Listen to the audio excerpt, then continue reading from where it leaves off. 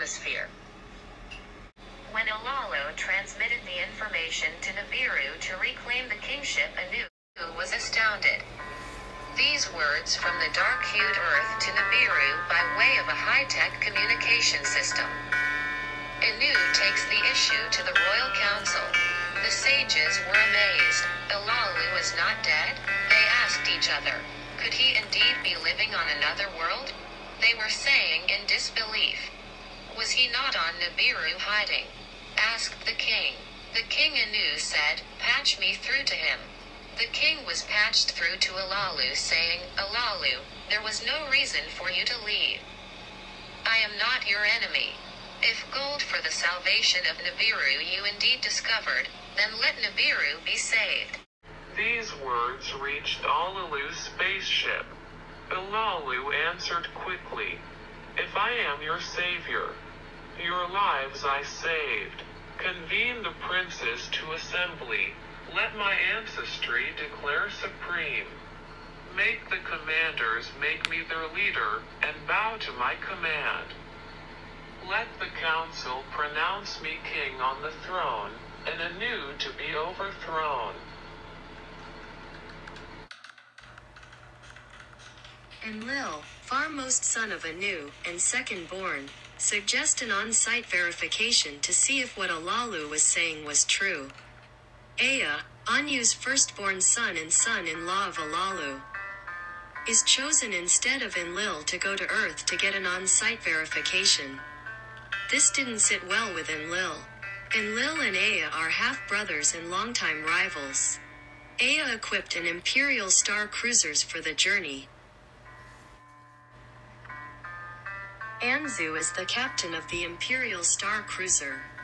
This suit the captain wears is a special biometric design to match the ship's computer in order to fly the ship like he's flying through space without a ship if he chooses. The suit has 6 tubes coming out the back with CO2 mist dripping from the tubes.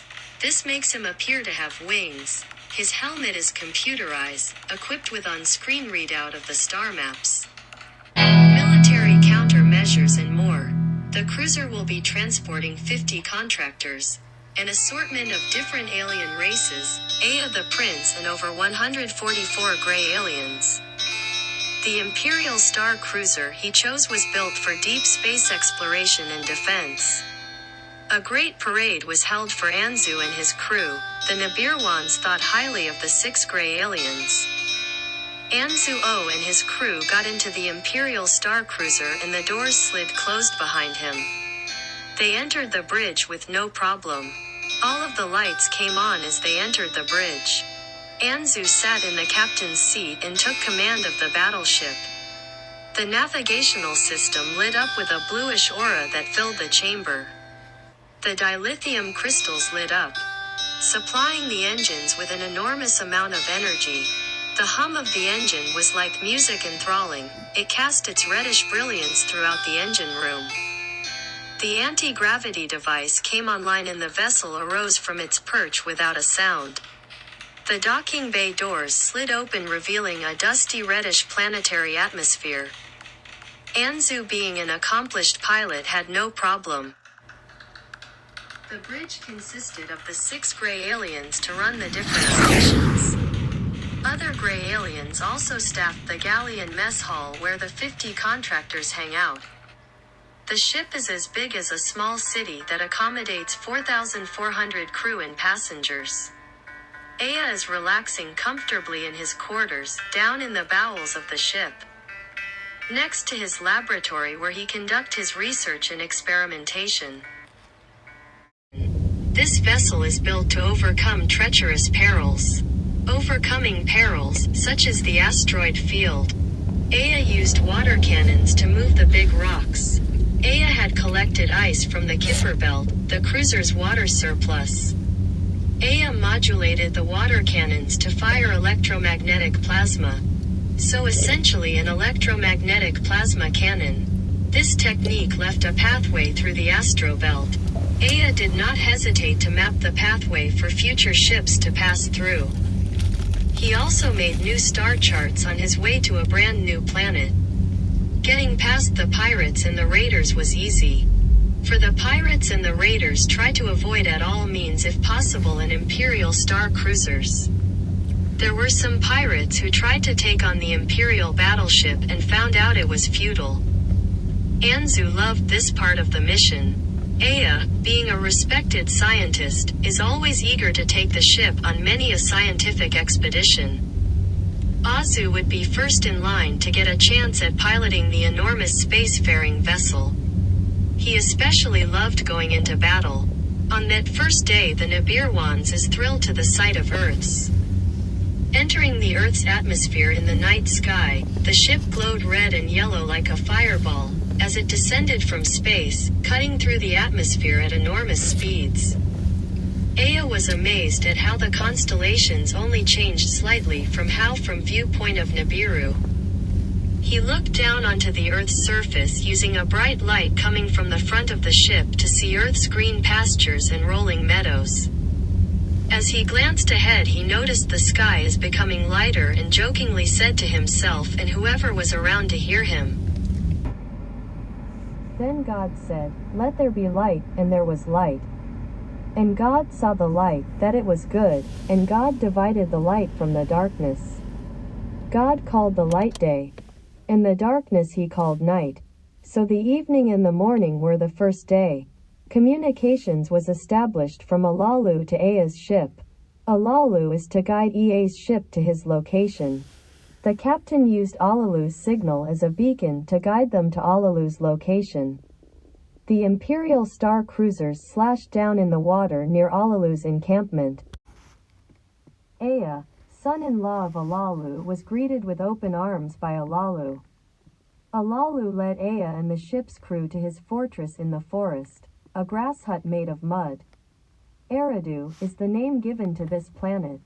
Home away from home, said Alalu as he handed Aya fruits, vegetables, fish, just an assortment of eateries from the planet.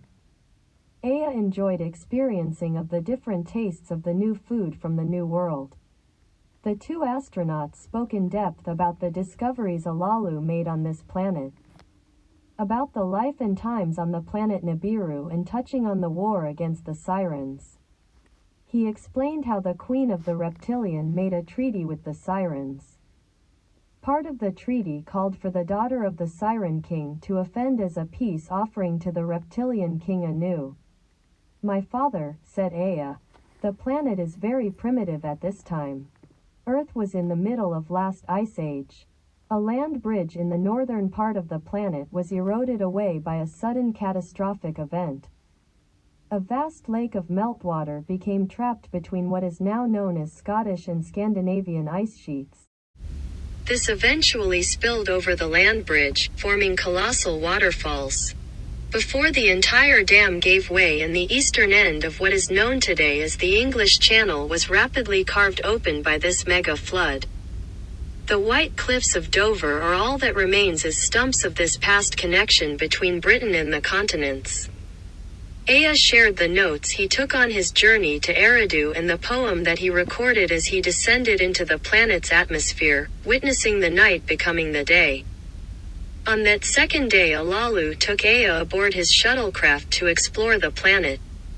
Alalu was impressed of the wisdom Aya possessed. Aya recorded all of the elements, herbs and spices on the planet he came across. Aya came up with this poem while strolling all night through a deep dark cedar forest in view of a lake being outdone by the rising sun. Then God said, "Let there be a firmament in the midst of the waters, and let it divide the waters from the waters." Thus God made the firmament, and divided the waters which were under the firmament from the waters which were above the firmament, and it was so. And God called the firmament heaven. So the evening and the morning were the second day. On that third day Aya and Alalu took the shuttlecraft underwater. As a scientist Aya couldn't get enough of the wonders this world has to offer. Traveling at low speeds and with the high beam lights allowed them to see all of the life under the ocean. Just as he thought to himself, "Oh, joy to the world! Joy to the fishes in the deep blue sea! Joy to you and me," he witnessed a small fish get eaten by a larger fish and said, "Oh, okay. The shuttlecraft shoot out of the water like a missile, then land softly on the patch of land. 2 astronauts got out of the craft and walk some distance to the grass and analyze each seeds that the fruits of this planet are yielding and studied all types of trees, birds, bees from the mountain tops to the ocean breeze. On this particular day EA began to notice how fast the days goes by on this planet, and start to realize what effect this planet may have on our lives as far as aging goes. When EA felt he was at the end of his note-taking, he would sum it up with a poem. At the end of this journey Alalu sat back in his seat in anticipation of EA's next poem. Then God said, "Let the waters under the heavens be gathered together into one place, and let the dry land appear," and it was so. And God called the dry land earth, and the gathering together of the waters he called seas. And God saw that it was good.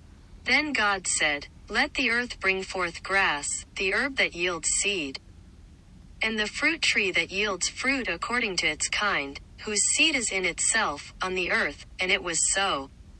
And the earth brought forth grass, the herb that yields seed according to its kind, and the tree that yields fruit, whose seed is in itself according to its kind.